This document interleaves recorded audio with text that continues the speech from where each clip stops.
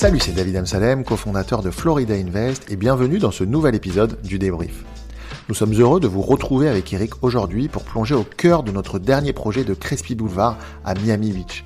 Vous découvrirez en détail les étapes stratégiques du repositionnement de cet actif pour répondre à l'évolution rapide des besoins dans ce quartier en pleine transformation.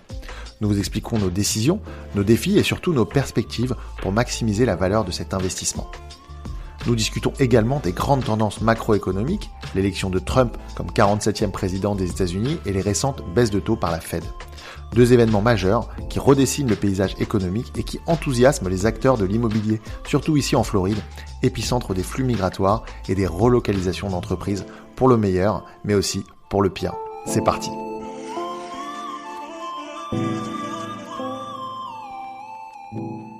Salut Eric, comment vas-tu ? Écoute, ça va plutôt pas mal, comme tu sais, toujours très occupé ici. Bon, bah écoute, ça fait un petit moment qu'on n'a pas eu l'occasion de faire un épisode du débrief. On peut commencer par parler de cette super acquisition qu'on a fait au mois de mai, de l'immeuble de 24 appartements sur Crespi Boulevard, donc dans la zone de North Beach, au nord de Miami Beach, une zone qu'on affectionne particulièrement, notamment depuis le projet de Byron et de la foncière AFI Capital 22. Est-ce que tu veux nous faire un petit résumé de cette acquisition ? Pour moi, cette acquisition, c'est une opération qu'on trouve une fois tous les 2-3 ans. C'est pas des opérations qu'on peut faire plusieurs fois par an. On est tombé sur... je crois qu'on a eu beaucoup de chance déjà, parce qu'on a eu un très bon broker. On a accepté quasiment toutes les conditions de l'avocat du vendeur, parce qu'on a tout de suite compris que c'était un deal qui était très intéressant pour nous, avec beaucoup d'upside. Alors on peut dire beaucoup de choses sur l'acquisition, sur la période d'acquisition, sur le closing. Ça a été très très compliqué. Mais très grande satisfaction aujourd'hui, beaucoup de travail évidemment, mais oui, on est très très heureux de cette acquisition. Donc si on résume pour ceux qui n'ont pas vu les dernières vidéos à ce sujet, c'est donc 24 appartements, 6 docks pour bateau parce que c'est directement sur l'eau, donc avec des appartements qui ont une vue sur le waterway, sur le canal juste devant. On a payé ça à peu près 250 000 par appartement, ce qui est vraiment pas cher pour le quartier et ce qui est pas cher pour un building sur l'eau. C'est vrai que la configuration a été assez particulière, c'est-à-dire qu'on a vraiment, par notre réseau, trouvé un agent immobilier qui a vraiment défendu nos intérêts avec un vendeur pas facile à gérer, parce que c'est une grosse famille new-yorkaise qui se débarrassait de ses actifs en Floride. Donc là-dessus, c'est vrai qu'il y a eu un alignement de planètes. On a tout de suite vu, de toute façon, qu'il était proposé à un prix en dessous de sa valeur. Et je souligne que donc qu'il y a eu un appraisal, une estimation certifiée par une société indépendante qui a été faite pendant la due diligence, qui a affiché ce bien à 7,8 millions, alors qu'on l'a acheté à 6,1 millions. Donc Aziz, ce qui est jamais arrivé, en l'état, c'est jamais arrivé à ce qu'on achète. On n'a jamais eu une valeur d'appraisal qui montrait une décote de 20%. C'est jamais arrivé. Pour apporter un peu de valeur à ceux qui nous écoutent, c'est vrai que les appraiseurs, ils ont tendance à se caler sur le prix d'acquisition pour limiter leurs risques à eux aussi. Donc là, dans ce cas précis, il s'est quand même mouillé, mais ça nous paraissait évident de toute façon dès le premier jour. Si tu te souviens, quand tu m'as envoyé le bien, que j'ai mis les chiffres un petit peu ensemble, je t'ai dit de tout arrêter, de tout de suite aller le voir. On a été très réactifs. On avait la chance d'avoir une grosse poche de liquidité à ce moment-là. Ça nous a permis d'être vraiment à la fois très compétitifs et puis d'aller surtout dans cette acquisition sereinement. Alors, la vision, comme tu sais, chez nous, la stratégie, c'est toujours la même. Ça s'appelle le repositionnement. Donc, North Beach, c'est une zone qui change. Il y a beaucoup de redéveloppement. Ça se gentrifie énormément. L'idée, c'est de repositionner.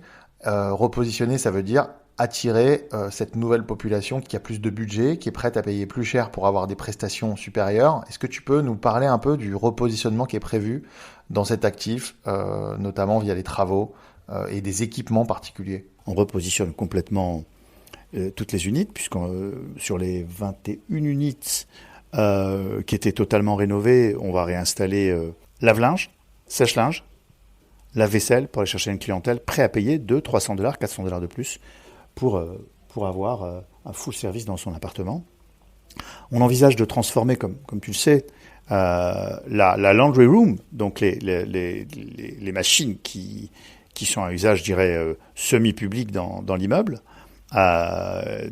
pour faire de cette pièce peut-être un business center ou une petite salle de gym. Donc c'est un véritable repositionnement. On va probablement changer aussi la totalité des balcons pour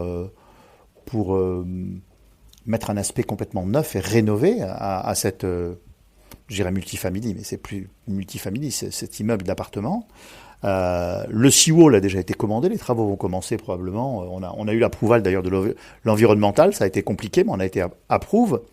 Il y a 2 permis à demander, un permis à la ville, un permis à l'environnemental, et on vient d'être approuvé. Bon, ils ont été très exigeants, mais on a passé leurs exigences. Alors c'est quoi l'environnemental pour donner le contexte à ceux qui... Alors l'environnemental, c'est être certain qu'on ne va pas, en installant ce seawall, endommager et gêner le passage des manatis, etc., etc. Voilà, qu'est-ce qu'on va faire et dans quelles conditions on va le faire. Par exemple, la ville a exigé à ce que l'on pose devant le seawall, dans l'eau, des rochers qui vont arrêter les vagues qui vont dans un sens et dans l'autre pour pas créer de perturbations. Ça a l'air aussi ridicule que ça, mais quand les manatis vont passer dans cette zone ou quand les dauphins vont passer dans cette zone. Voilà. Donc l'environnemental, c'est une vérification que tout va bien, que tout est fait dans les normes et qu'il n'y a rien qui va gêner, qui va déranger l'environnement courant des canaux ici à Miami Beach. Voilà. Donc ça a été approuvé, ça démarre en février, je pense. Ça démarre en février. On a déjà loué les docks. D'ailleurs, il y a 4 ou 5 docks qui sont loués. Ça n'a pas été très compliqué parce qu'il y a une très grosse demande. On les a loués, on les a bradés parce que on n'a pas encore l'électricité et l'eau sur chaque emplacement. Donc on va aussi installer l'électricité sur chaque emplacement. Bref, lorsque le projet sera complètement terminé, on aura un immeuble complètement repositionné d'un niveau qui va nous permettre d'aller chercher des locataires pouvant payer 2500, 2700, 2800 $ pour un appartement d'une chambre, et peut-être plus, pour ceux qui ont une direct water view, et 3000 et au-dessus, parce que les appartements sont très grands, il faut le savoir, pour les 2 chambres qui ont aussi une direct water view. Les ascenseurs vont être faits, intérieur-extérieur. On va refaire tous les intérieurs en stainless steel, tous les extérieurs repeints aux normes. Voilà, c'est vraiment un remodeling complet qui va être fait dans ce building. Alors ça va prendre 2 ans, il faut le savoir, mais rehausser l'immeuble à ce point va nous permettre d'aller chercher des locataires qui peuvent payer beaucoup plus et qui vont donc valoriser évidemment ce building appartement, je crois qu'on va l'appeler comme ça, et non pas cette multifamily. Exactement, l'idée c'est que la perception, ça soit celle d'un condominium premium, bien placé, repositionnement, c'est-à-dire aller s'intégrer dans les habitudes des locataires qu'on veut attirer, puis répondre à la demande grandissante dans la zone. Donc effectivement, tu l'as bien expliqué. Bon, alors pour faire la transition, comme tu sais, on est en novembre 2024, les taux d'intérêt ont finalement commencé à baisser. Les banques devraient se détendre un petit peu et faciliter un petit peu plus le déroulement des projets. Comme on le sait, Donald Trump a été réélu la semaine dernière. Pour pas mal de promoteurs qui se sont exprimés depuis, c'est une bonne chose pour l'immobilier et en particulier pour l'immobilier en Floride. Qu'est-ce que tu en penses, toi ? Écoute, moi je dirais que tous les signaux sont en vert pour une reprise. Alors en tant que vendeur, ça va nous arranger, évidemment. En tant qu'acheteur, ça va être un peu plus compliqué, puisqu'après ce sera plus un marché de vendeur qu'un métier d'acheteur. Tout le monde est... Déjà que c'est un État qui est très très dans les tendances, évidemment. Donc c'est un État qui est très chaud, un marché qui est très très chaud. Et je pense que ça va monter vers le haut. On a de très bonnes perspectives de vente.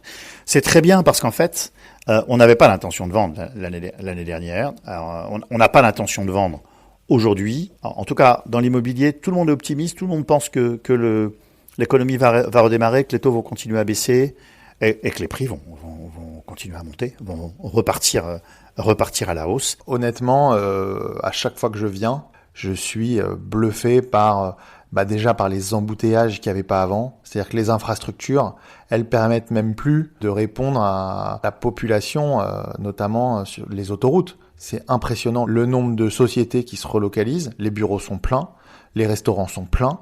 C'est impossible d'avoir une table à l'heure de pointe à un restaurant si on n'a pas réservé. Ça, c'était vraiment pas la Floride d'avant. Non, c'était pas la Floride d'avant. La Floride a beaucoup changé. Il y a beaucoup de monde qui viennent s'installer en Floride, que ce soit des personnes morales, de grosses entreprises ou des personnes physiques qui viennent vivre ici au soleil en travaillant. Les salaires ont beaucoup monté aussi. Ça coûte cher maintenant de vivre en Floride, beaucoup plus cher qu'avant. Ça fait la différence. Hein. Je vais pas dire qu'on se rapproche des prix de New York ou ou de la Californie, mais on n'est plus très loin maintenant, on n'est plus vraiment très loin. Même en matière d'immobilier, les prix ont tellement monté. Et moi, je vois à nouveau fleurir de nouveaux développements. La seule chose qui pourrait ralentir peut-être la construction, ce serait comment ça va se passer avec la Chine. 80% des matériaux de construction viennent de Chine. Pour le reste, je suis très, très, très, très optimiste, évidemment. Pour contextualiser, c'est-à-dire que Trump peut mettre des taxes supplémentaires sur les produits chinois, notamment les matériaux de construction. Absolument. Donc voilà, c'est la seule réserve effectivement qu'ont les acteurs de l'immobilier aujourd'hui, notamment les promoteurs, au sujet de l'élection de Trump. Absolument. Alors, quelle est notre actualité peut-être pour les prochains mois ? Est-ce qu'on est acheteur ? Est-ce qu'on est vendeur ? Est-ce qu'on est en attente ? Comment tu vois les choses de ton côté ? Nos foncières d'investissement et sur les autres projets qu'on a en cours se terminent environ dans les 2 années. Donc entre 1 an et demi et 2 ans et demi, et je pense que là le marché sera au plus haut. Donc on sera bon pour vendre. Faire des acquisitions aujourd'hui, on aimerait bien, parce qu'on est plutôt acheteur. On est aussi un peu liquide. On est clairement plutôt acheteur. On travaille avec de plus en plus de family office qui cherchent à augmenter leur exposition à la région, en particulier au secteur du multifamily, parce qu'ils en comprennent tous les bienfaits. Donc effectivement, je pense que pour nos clients et pour nous, on est avant tout acheteur, je pense, sur 2025. En espérant que le marché soit encore bon. Tout est possible. Le marché est tellement puissant ici. L'économie peut changer tellement vite.